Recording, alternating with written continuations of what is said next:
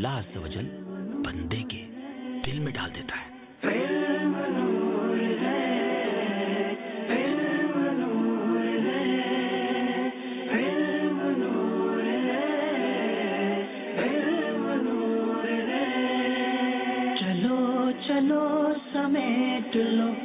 رجب شریف میں عالم اسلام کی بہت ہی مشہور اور معروف ہستی، بہت ہی بلند رتبہ ہستی کا عرص پاک ہوتا ہے۔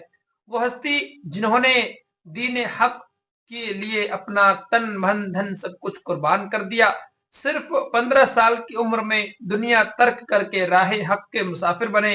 وہ ہستی جنہیں نائب النبی کہا جاتا ہے، وہ ہستی جنہوں نے بر صغیر میں نور اسلام پھیلایا، کم و بیش 90 لاکھ لوگوں کو دولت ایمان سے مالا مال کیا، سینکڑوں راہ حق سے بھٹکے ہوئے لوگوں کو اپنے فیضان نظر سے ولایت کے بلند درجات تک پہنچایا۔ یہ ہستی کون ہے؟ خواجہ خواجگان، سلطان الہند، وارث النبی، نائب النبی، عطائے رسول حضرت خواجہ معین الدین حسن چشتی سنجری اجمیری رحمت اللہ تعالی علیہ۔ آپ 537 ہجری کو سجستان کے علاقے سنجر میں پیدا ہوئے۔ نجیب الطرفین ہیں، یعنی والدہ ماجدہ کی جانب سے اور والد ماجد، دونوں طرف سے آپ سید ہیں۔ 12 واسطوں سے آپ کا سلسلہ نسب علی شیر خدا سیدنا مولا علی کرم اللہ تعالی وجہ الکریم تک پہنچ جاتا ہے۔ آپ کی عمر جب 15 سال کی تھی تو والد محترم کا سایہ سر سے اٹھ گیا۔ 15 سال کی عمر میں آپ نے گھر بار چھوڑا اور راہ خدا کے مسافر بن گئے۔ 15 سال کی عمر میں آپ نے گھر بار چھوڑا اور راہ خدا کے مسافر بن گئے۔ آپ نے قرآن کریم حفظ کیا، علم دین سیکھا اور خواجہ عثمان ہارونی رحمت اللہ تعالی علیہ کی صحبت میں رہ کر ولایت کے بلند درجات طے فرمائے۔ پیارے آقا رسول کریم صلی اللہ تعالی علیہ وآلہ وسلم کے حکم سے اجمیر تشریف لائے، یہاں اسلام کا نور پھیلایا، لاکھوں کو کلمہ پڑھایا، ہزاروں مسلمانوں کو نیک راستے پر چلایا۔ آخر 6 رجب المرجب 633 ہجری کو اس دنیا سے رخصت ہو گئے۔ آپ کا مزار پرانوار اجمیر شریف کی دھرتی پر آج بھی مرجع خلائق بنا ہوا ہے اور پورے ہندوستان بھر کو اپنے فیضان سے مالا مال فرما رہے ہیں۔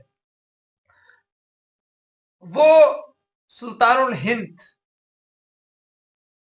اگر یہ کہا جائے تو غلط نہیں ہوگا کہ آج جو ہم مسلمان ہیں، ہندوستان میں جتنے مسلمان ہیں تقریباً سب پر احسان ہے خواجہ غریب نواز رحمت اللہ تعالی علیہ کا۔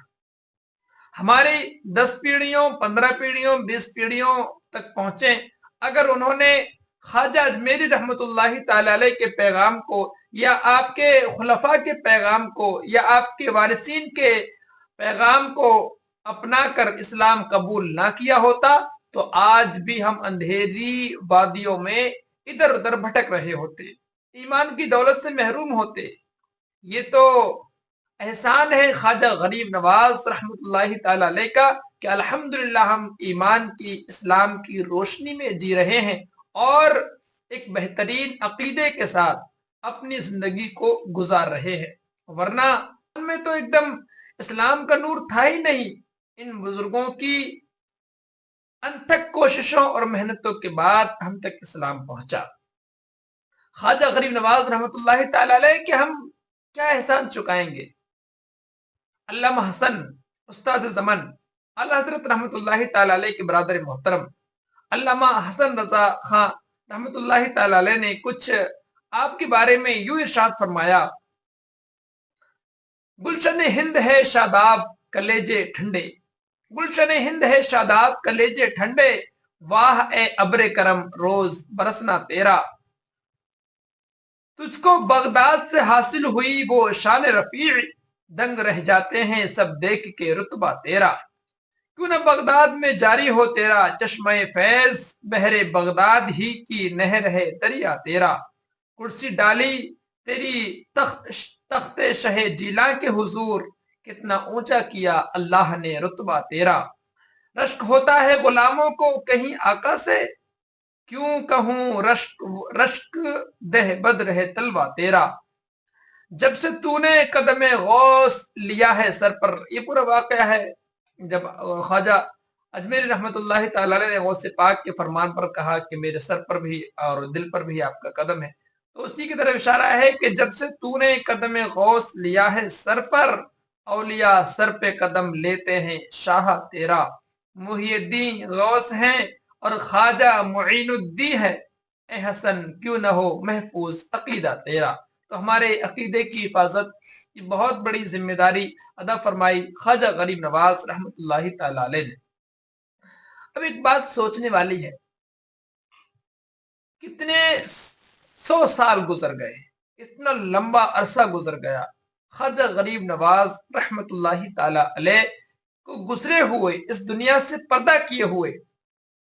کتنے لوگ آج بھی ان کے مزار پر عقیدت کے ساتھ حاضر ہوتے ہیں اور اپنے کام چھوڑ کر, وقت نکال کر, پیسہ خرچ کر کے خواجہ غریب نواز رحمت اللہ تعالی علیہ کے در پر حاضر ہوتے ہیں.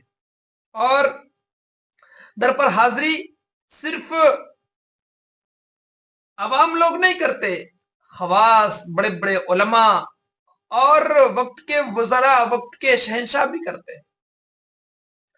خواجہ سلیم الدین چشتی جو بابا فرید الدین گنج شکر رحمت اللہ تعالی علیہ کی اولاد سے ہیں, شہنشاہ اکبر جو گزرا ہے اس کے والد محترم جہانگیر, تو وہ بڑی عقیدت رکھتے تھے سید سلیم چشتی رحمت اللہ تعالی علیہ سے. ایک مرتبہ اکبر, شہنشاہ اور سلیم چشتی رحمت اللہ تعالی علیہ خواجہ غریب نواز رحمت اللہ تعالی علیہ کی بارگاہ میں حاضری کے لیے گئے. دونوں بیٹھے ہوئے تھے. اکبر شہنشاہ نے خواجہ غریب نواز رحمت اللہ تعالی علیہ کے در کی حاضری میں انتظار کے بیٹھے ہوئے سید سلیم چشتی سے پوچھ لیا کہ اے شیخ صاحب بتائیے خواجہ غریب نواز رحمت اللہ تعالی علیہ کی فضیلت کیا ہے. آپ نے بڑا ہی خوبصورت جواب دیا اور ارشاد فرمایا کہ خواجہ غریب نواز رحمت اللہ تعالی علیہ کی شان وہ ہے کہ وقت کا شہنشاہ اور سلیم جیسا فقیر در پر حاضری کے لیے منتظر ہے اور اب تک باریابی کی اجازت نہیں ملی ہے. یہ سید سلیم چشتی رحمت اللہ تعالی علیہ نے بڑا خوبصورت جواب دیا. اب جب ہم دیکھتے ہیں کہ خواجہ غریب نواز رحمت اللہ تعالی علیہ کی شان پر بڑے بڑے حملے ہوئے, آج بھی سوشل میڈیا پر جو چاہتا ہے بکر چلا جاتا ہے, مزاروں کی حاضری کو شرک بدعت کیا کیا نہیں. اب تو یوٹیوب ہے, فیس بک ہے, انسٹاگرام ہے اور طرح طرح کے سوشل میڈیا کے پلیٹ فارم ہے جہاں سے ایک لابی ہے پوری جو کام کرتی ہے بزرگوں کی شان گھٹانے کے لیے. کتنے لوگوں نے, کچھ مسلمان کہلانے والوں نے, کچھ غیر لوگوں نے خواجہ غریب نواز رحمت اللہ تعالی علیہ کی شان میں گستاخی کرنے کی کوشش کی, مگر آج بھی آپ کا فیضان جاری ہے, آج بھی زائرین کا طاطا بنا رہتا ہے. کیوں ہے آخر؟ آئیے اس کو آیت کریمہ سے سمجھنے کی کوشش کرتے ہیں. اللہ تبارک و تعالیٰ قرآن مجید میں ارشاد فرماتا ہے ان الذین آمنوا وعملوا الصالحات, کہ بے شک وہ جو ایمان لائے اور نیک اعمال کیے. یہ دو باتیں ہیں, ایمان اور نیک اعمال, یہ دونوں اہم اور بنیادی اصول ہیں. قرآن کریم میں جہاں جہاں فضیلت کا ذکر ہے وہ انہی دو چیزوں کے ساتھ خاص ہے. جنت کی خوشخبری سنائی گئی تو وہ کسے سنائی گئی؟ اس شخص کے لیے جو ایمان والا بھی ہو اور نیک اعمال بھی کرتا ہو. جہنم سے آزادی کی خوشخبری سنائی گئی, کس کو سنائی گئی؟ جو نیک اعمال کرتا ہو, پہلے ایمان لے کر آیا ہو. اسی طرح سے اللہ تبارک و تعالیٰ کا پیارا کون ہے؟ جو ایمان لائے, نیک کام کرے. دنیا آخرت میں کامیاب کون ہے؟ جو ایمان لائے اور نیک کام کرے. فرمایا ایک جگہ اللہ تبارک و تعالیٰ نے ان الانسان لفی خسر, بے شک آدمی ضرور خسارے میں ہے. سارے کے سارے انسان خسارے اور نقصان میں ہے. فائدے میں کون ہے؟ الا الذین آمنوا وعملوا الصالحات, مگر جو ایمان لائے اور انہوں نے اچھے کام کیے. غرض کی یہ دونوں باتیں بنیاد ہیں. فلسفہ قرآن میں اچھا وہ کہلائے گا جو ایمان والا بھی ہو, نیک اعمال بھی کرتا ہو. پھر جو بندہ اس میں جتنی ترقی کرتا جائے گا, اس کا ایمان جتنا مضبوط ہوگا, نیک کاموں میں جتنا زیادہ اخلاص اپناتا جائے گا, اسے اتنے ہی زیادہ درجات ملتے چلے جائیں گے. قرآن کریم میں ایسے بندے के बहुत सारे फजाइल बयान हुए हैं। सूरह मरियम में अल्लाह तबारक व तआला का इरशाद है, सयजअलु लहुमुर रहमानु वुद्दा, अन करीब रहमान उनके लिए मोहब्बत पैदा कर देगा। सुभान अल्लाह। मालूम हुआ कि वो लोग जिन्होंने ईमान कबूल किया, ईमान के बुलंद तरीन मकाम तक पहुंचे, सारी जिंदगी उनका ईमान, उनका अकीदा हर ऐब से, हर कमी से पाक रहा, वो ईमान के लिहाज से भी कामिल हुए, अकीदे के लिहाज से भी कामिल हुए, फिर इसके साथ साथ उन्होंने नेक आमाल भी खूब किए, उन्होंने अपनी पूरी जिंदगी अल्लाह पाक की कामिल बंदगी में गुजारी। उनकी ये शान है कि अल्लाह पाक खुद भी उनसे मोहब्बत फरमाता है और साथ ही साथ लोगों के दिलों में भी उनकी मोहब्बत रख दी जाती है। रिवायत है, मुसलमानों के चौथे खलीफा सैयदना अलीउल मुर्तबा करमल्लाहु ताला वजहुल करीम ने एक मरतबा नबी पाक सल्लल्लाहु ताला अलैहि वसल्लम की बारगाह में अर्ज की, या रसूल अल्लाह सल्लल्लाहु ताला अलैहि वसल्लम, ये जो आयत है सयजअलु लहुमुर रहमानु वुद्दा, कि अन करीब रहमान उनके लिए मोहब्बत पैदा कर देगा, इसका मतलब क्या है? तो फरमान रिसालत सल्लल्लाहु ताला अलैहि वसल्लम हुआ, ए अली, जो ईमान लाता है, नेक अमल करता है, अल्लाह पाक मुसलमानों के दिलों में उसकी मोहब्बत रख देता है, फरिश्ते भी उससे मोहब्बत करते हैं और नेक लोगों के दिलों में उसकी इज्जत रख दी जाती है। एक बहुत मशहूर किताब है हदीस की, मुस्लिम शरीफ, उसमें एक हदीस पाक है, आका करीम सल्लल्लाहु अलैहि वसल्लम ने फरमाया कि जब अल्लाह पाक किसी बंदे से मोहब्बत फरमाता है तो हजरत जिब्राइल अलैहिस्सलाम को हुक्म देता है, इन्नी उहिब्बु फलानन फअहिब्बा, मैं फलां बंदे से मोहब्बत करता हूं, तुम भी उससे मोहब्बत करो। फिर हजरत जिब्राइल अलैहिस्सलाम भी उस बंदे से मोहब्बत करने लगते हैं।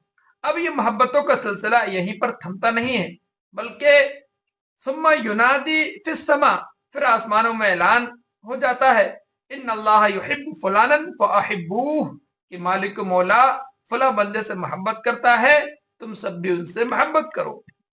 लिहाजा आसमानों वाले फरिश्ते उससे मोहब्बत करने लगते हैं। अब गोया सारे आसमानों में अल्लाह के वली की मोहब्बत आम हो जाती है। फिर उसके बाद क्या होता है? तो हदीस पाक में है, सुम्मा युदअु लहुल कबूल फिल अर्द, फिर जमीन में उस बंदे की मकबूलियत रख दी जाती है, यानी लोगों के दिल उसकी तरफ माइल कर दिए जाते हैं। हम देखते हैं मज़ारात औलिया को, चाहे वो ख्वाजा अजमेरी रहमतुल्लाहि तआला अलैह हो, या फिर ख्वाजा निजामुद्दीन औलिया हो, ख्वाजा कुतुबुद्दीन बख्तियार काकी हो, बाबा फरीदुद्दीन गंज शकर हो, मखदूम सिमना हो, छोटे बड़े सरकार हो, या मुजद्दिदे दीन मिल्लत आला हजरत रहमतुल्लाहि तआला अलैह की ज़ात गिरामी हो, तमाम की तमाम औलिया किराम की शान दिन ब दिन बढ़ती जा रही है। उनके मज़ारात पे भीड़ का इजाफा होता चला जा रहा है। वजह क्या है? तो हदीस पाक ने बता दिया कि अल्लाह तबारक व तआला की बारगाह में मकबूल होने के बाद फरिश्तों की मोहब्बतें पाकर अब दुनिया के दिल उनकी तरफ माइल कर दिए गए हैं। सोचिए, अपनी कब्रों में रहने के बावजूद ये औलिया, ये अल्लाह के नेक बंदे, ये महबूबे बारगाह इलाही, नुफूस कुदसिया आज भी लोगों के अकीदे की, ईमान की हिफाजत कर रहे हैं। ख्वाजा गरीब नवाज रहमतुल्लाहि ताला अलैह का आलम क्या था? आप किस तरह से अल्लाह तबारक व तआला की इबादत में मसरूफ रहा करते थे? तो आपके मुरीद खास और खलीफा हजरत ख्वाजा बख्तियार काकी रहमतुल्लाहि ताला अलैह फरमाते हैं कि ख्वाजा गरीब नवाज रहमतुल्लाहि ताला अलैह बहुत मुजाहदात फरमाया करते थे। मुजाहदा यानी अल्लाह पाक की इबादत में बहुत मेहनत करते थे। आप 7 दिन के बाद 5 मिसकाल रोटी पानी में भिगो कर खाया करते थे। 5 मिसकाल का वजन 21 ग्राम लगभग होता है। 21 ग्राम, समझ रहे हैं? 21 ग्राम 7 दिन में। आपका लिबास मुबारक 2 चादर हुआ करता था, एक ओढ़ लिया करते, बांध लिया करते थे, जिनमें कई कई पैबंद लगे होते थे। अल्लाह। ख्वाजा गरीब नवाज सुल्तानुल हिंद जहां कहीं जाते अक्सर कब्रिस्तान या किसी बुजुर्ग के मजार के करीब रिहाइश रखते। कहीं बैठ रुकना होता तो कब्रिस्तान के आसपास या किसी बुजुर्ग के मजार के पास होते। जिस जगह आपकी शोहरत हो जाती, आप पॉपुलर हो जाते, फेमस हो जाते, उस शहर को छोड़ देते। کہ اب لوگ ہماری طرف آئیں گے، ہمارا شعرا ہو جائے گا. اتنی اللہ تبارک و تعالیٰ کی عبادت میں خلوصیت تھی، للہیت تھی. آخر کار رسول اکرم نور مجسم شہنشاہ بنی آدم صلی اللہ تعالی علیہ وسلم کے حکم سے اجمیر تشریف لائے، اور چونکہ اب فرمان رسالت تھا، چونکہ فرمان نبی تھا، حکم رسول تھا، اس لیے اب آخر تک یہی ہو کے رہ گئے. خواجہ غریب نواز رحمۃ اللہ تعالی علیہ ہندوستان تشریف لائے تو اگرچہ اس علاقے میں مسلمان نہیں تھے، حتیٰ کہ وہاں کے جو حاکم تھے وہ بھی مسلمان نہیں تھے، اس کے باوجود خواجہ حضور رحمۃ اللہ تعالی علیہ کے خدام 5 وقت اذان دیتے، نماز با جماعت پورے اہتمام کے ساتھ ادا کی جاتی تھی. سبحان اللہ، کیا شان ہے خواجہ غریب نواز رحمۃ اللہ تعالی علیہ کی.